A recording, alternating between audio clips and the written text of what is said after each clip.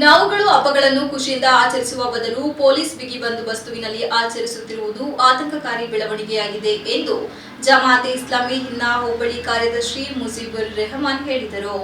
ಬೇಲೂರು ತಾಲೂಕು ಅರಳಿಯ ಹೀರಾ ಸೆಂಟರ್ನಲ್ಲಿ ರಂಜಾನ್ ಹಬ್ಬದ ಪ್ರಯುಕ್ತ ಜಮಾತೆ ಇಸ್ಲಾಮಿ ಹಿನ್ನಾ ವತಿಯಿಂದ ಆಯೋಜನೆ ಮಾಡಲಾಗಿದ್ದ ಈದ್ ಮಿಲಾದ್ ಸೌಹಾರ್ದ ಕೂಟವನ್ನು ಉದ್ದೇಶಿಸಿ ಮಾತನಾಡಿದ ಅವರು, ಭಾರತದಲ್ಲಿರುವ ಧರ್ಮಗಳು ತನ್ನದೇ ಆದ ಸಂಸ್ಕೃತಿಯನ್ನು ಹೊಂದಿದೆ. ಜಾತಿ ಭೇದ ಮರೆತು ನಾವೆಲ್ಲ ಒಂದಾಗಿ ಎಲ್ಲ ಹಬ್ಬಗಳನ್ನು ಸಾಮೂಹಿಕವಾಗಿ ಆಚರಿಸಿದಾಗ ಮಾತ್ರ ಧರ್ಮಗಳ ಮಧ್ಯೆ ಸಮನ್ವಯತೆ ಉಂಟಾಗುತ್ತದೆ. ಈ ನಿಟ್ಟಿನಲ್ಲಿ ಇಂತಹ ಸೌಹಾರ್ದ ಕೂಟವನ್ನು ಹೆಚ್ಚೆಚ್ಚು ಆಯೋಜಿಸಬೇಕಾದ ಅನಿವಾರ್ಯತೆ ಇದೆ ಎಂದರು.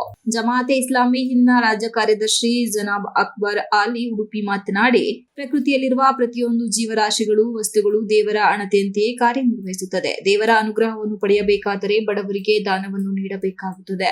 ಮನುಷ್ಯರನ್ನು ಮನುಷ್ಯರೊಂದಿಗೆ ಜೋಡಿಸುವುದೇ ಧರ್ಮ. ಇತ್ತೀಚಿನ ದಿನಗಳಲ್ಲಿ ಸಂಬಂಧಗಳ ನಡುವೆ ಬಿರುಕು ಉಂಟಾಗುತ್ತಿದೆ.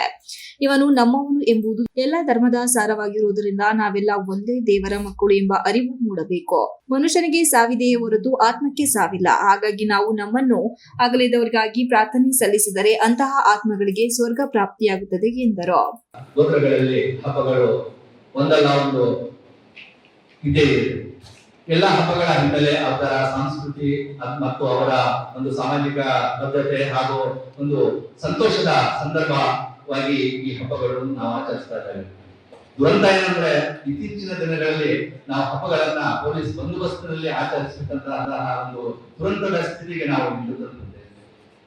ಈ ದುರಂತದ ಸ್ಥಿತಿಯಲ್ಲಿ ಈ ಒಂದು ಸೌಹಾರ್ದ ವೇದಿಕೆಗಳು ಯಾರಿಗೆ ಬೇಕಾಗುತ್ತೆ ಎಂಬುದನ್ನ ನಾವೆಲ್ಲರೂ ಸಹ ಅರ್ಥಕೊಳ್ಳಬೇಕಾಗಿದೆ ಮತ್ತು ಇದರ ಒಂದು ಅವಶ್ಯಕತೆ ಏಕಾಗಿದೆ ಎಂಬ ನೆಲೆಯಲ್ಲಿ ನಾವೆಲ್ಲರೂ ಸಲ್ಲಲ್ಲಾಹು ಅಲೈಹಿ ವಸಲ್ಲಂ ಅವರು ಈ ಸಮುದಾಯಕ್ಕೆ ಹೇಳಿಕೊಟ್ಟಿದ್ದಾರೆ. ಅದರ ಪ್ರಕಾರ ಈ ಸಮುದಾಯ ನಡೀತಾರೆ. ಮುಸ್ಲಿಮರಿಗೆ 2 ಹಬ್ಬಗಳು ಮಾತ್ರ ಇದೆ. ಒಂದು ತಿಂಗಳ ಉಪವಾಸದ ನಂತರ ಆಚರಿಸುವಂತಹ ಈದ್ ಉಲ್ ಫಿತ್ರ್ ಅಂತ. ಫಿತ್ರ್ ಅಂದ್ರೆ ಫಿತ್ರ್ ಒಂದು ದಾನ.